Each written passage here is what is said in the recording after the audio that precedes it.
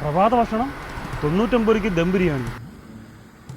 ഇത് കൊള്ളാമെങ്കിൽ പ്രഭാത ഭക്ഷണം കൂടെ തുടങ്ങിയ ഇങ്ങോട്ടൊരു വാക്കിൻ്റെ അടുത്ത് പറഞ്ഞില്ല, ഇനി ഞാൻ പൊളിക്കും കേട്ടോ. ഇങ്ങനെ പോകണമെങ്കിൽ ഇങ്ങനെ ഞാൻ കുത്തോളെടുപ്പിക്കും. ഇതൊരു കട അവധിയാണ്. ചേട്ടാ ഇവിടെ സേവനം ആരോണം മൊത്തം വൃത്തിയാക്കുന്നത്.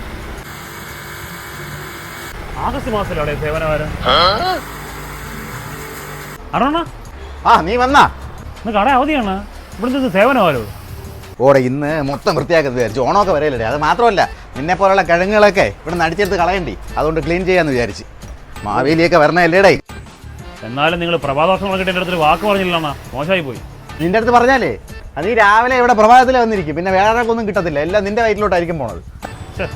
എന്നാലും നിങ്ങൾക്ക് എൻ്റെ അടുത്തൊരു വാക്ക് പറയായിരുന്നു. അണ്ണാ ഇവിടെ 99 രൂപയ്ക്ക് ദം ബിരിയാണി കൊടുക്കൂ. ഇതൊക്കെ എന്ന് തുടങ്ങിയടേ? നിന്റെ അടുത്ത് ഞാൻ ഒന്നും പറയില്ല. നീ 99 രൂപയ്ക്കുള്ള ബിരിയാണി ഒരെണ്ണം വാങ്ങിച്ച് നീ വെളിയിൽ കൊണ്ടുപോയി 150 രൂപയ്ക്ക് വിൽക്കും. അതാണ് നീ. നിങ്ങൾ ആൾക്കാരുടെ മുമ്പ് ചേട്ടാ നാറ്റിക്കാരിയാണ്. അണ്ണാ അതൊക്കെ പോട്ടെ, ഈ മാവേലി എങ്ങനെ ഇരിക്കും? മാവേലി ഇങ്ങനെ ഇരിക്കും. എന്താ കളിയാക്കാനല്ല പറഞ്ഞത്, മാവേലിയുടെ രൂപം എങ്ങനെ ഇരിക്കുമെന്ന്. മാവേലി രൂപ കുബേർ കുഞ്ചിയില്ലേ, അതുപോലെ ഇരിക്കും.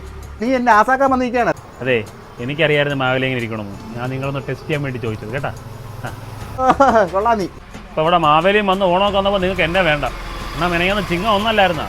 ഈ 1-ാം തീയതിയാണ് നിങ്ങൾക്ക് വേണ്ടി ഞാൻ അമ്പലത്തിൽ പോയി നിങ്ങളുടെ മൂല നക്ഷത്രത്തിൽ എത്രമാത്രം വഴിപാടിയാണ് നടത്തിയെന്നറിയാവോ? നിങ്ങൾക്ക് ഇനി വെച്ചരി കയറ്റില്ല. എൻ്റെ മൂലത്തിൽ ഇത്രയൊക്കെ ആണെങ്കിലും നിങ്ങൾക്ക് തന്നെ ഒരു വിലയില്ല, പട്ടി വില. എന്നാൽ ഒരു സംശയം വേണ്ട, നിങ്ങൾക്ക് വേണ്ടി ശതസംസ്കാര പൂജ വരെ നടത്തിയിട്ടാണ് വന്നത്. നിങ്ങൾക്ക് വെച്ചരി കയറ്റുമായിരിക്കും. നിങ്ങളുടെ എന്താ ഒരു കോള് വരും തന്നടേ. വച്ചടി കയറ്റും തന്നെ. വേണ്ട, പലിശക്കാരൻ രമേശനെ വിളിക്കുന്നു. രമേശണ്ണ